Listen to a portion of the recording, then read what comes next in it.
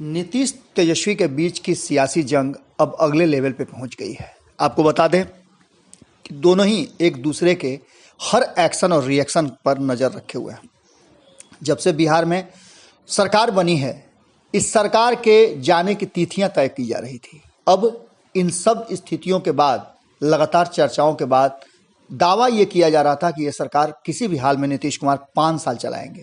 पर जब जब कुछ ऐसी बात होती है, तुरंत सरकार के गिरने का अंदेशा खड़ा हो जाता है। कारण है कि बड़ी ही नॉमिनल मार्जिन पे यह सरकार खड़ी है। 2 लोग हैं, खास करके अगर जीतन राम मांझी की बात की जाए और मुकेश सहनी की बात की जाए तो इन दोनों के हाथ खींचते ही सरकार गिर जाएगी। सरकार तो तब भी गिर जाएगी जब नीतीश कुमार चाहेंगे। इन सबके बीच में तेजस्वी यादव लगातार, उनकी टीम भी एक्टिव है।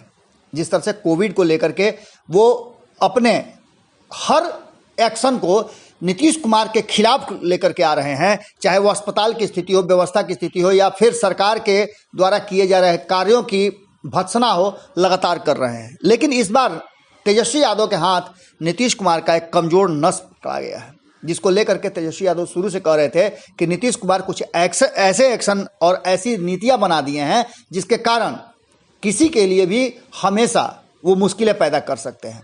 ऐसा ही हुआ है और तेजस्वी यादव ने अपने सोशल मीडिया अकाउंट से एक पोस्ट करते हुए साफ तौर पे लिखा है कि जिस तरह से नीतीश कुमार की टीम, उनकी सरकार और उनके पुलिस एक्शन ले रही है, उससे और ज़्यादा बिहार में समस्याएं क्रिएट हो रही है और इस सरकार का जाना तय माना जा रहा है।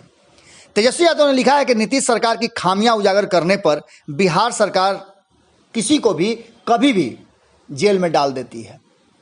हालांकि उन्होंने इस मुद्दे को पप्पू यादव से नहीं जोड़ा है, बल्कि उन्होंने एक पत्रकार जो दैनिक भास्कर के हैं उन पर एफआईआर दर्ज करने को लेकर के नीतीश कुमार के ऊपर हमला किया है।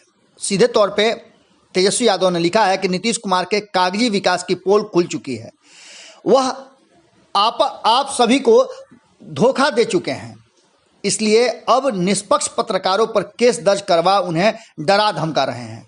उनका यह नाजीवादी चरित्र पूरे देश के सामने आ गया है। आपको बता दें कि इस पूरे मामले में एक चिट्ठी हमारे हाथ लगी है, जिसमें चिट्ठी जो है वो 25/5 की है। इस चिट्ठी में स्पष्ट तौर पे लिखा हुआ है कि दिनांक 25/5/2021 की रात्रि में करीब 1:40 AM दैनिक भास्कर समाचार पत्र के पत्रकार श्री रंजन सिन्हा एवं उनके सहयोगी के द्वारा कोविड मरीजों के वार्ड में बिना अनुमति और कोविड प्रोटोकॉल का पालन के बिना जबरदस्ती प्रवेश कर कोविड रोगियों के इलाज में बाधा पहुंचाने के कारण उन पर एफआईआर दर्ज कराया जाता है। प्राथमिकी दर्ज करने की कानूनी कार्रवाई की जाएगी। अब आप समझ सकते हैं कि इन्हीं सब बातों को लेकर के शुरुआती क्षण से तेजस्वी यादव कह रहे हैं कि उन्हें अनुमति दी जाए, उनके लोगों को अनुमति दी जाए। अब जबकि पप्पू यादव की गिरफ्तारी हो जाती है, शुरुआती दौर में उनको भी गिरफ्तारी के लिए वही कारण बताए जाते हैं कि उन्होंने कोरोना प्रोटोकॉल को तोड़ा है। वहीं दूसरी तरफ अब एक पत्रकार की गिरफ्तारी से ये बात स्पष्ट होती है कि तेजस्वी यादव कहीं ना कहीं नीतीश कुमार के उन नीतियों के सामने खड़े हैं और इससे पत्रकार बिरादरी में भी कहीं ना कहीं जरूर रोष पैदा होगा। देखना होगा कि इसके आगे क्या कुछ होता है। जुड़े रहिए भारत लाइव के साथ, खबरों का सिलसिला लगातार जारी है। नमस्कार। अगर ये वीडियो पसंद आई और वह बिहार के राजनीति और बिहारियत से सरोकार रखेनी तो सब्सक्राइब बटन दबा के चैनल के सब्सक्राइब कर ली। ओजे एगो घंटी बा, ओकरा बटन दबा देला से कुल सटीक और मारक खबर रुआ मुफ्त में मिल जाई।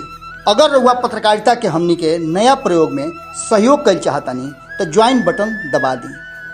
पेटीएम नंबर नोट कर ली 9386816700। धन्यवाद।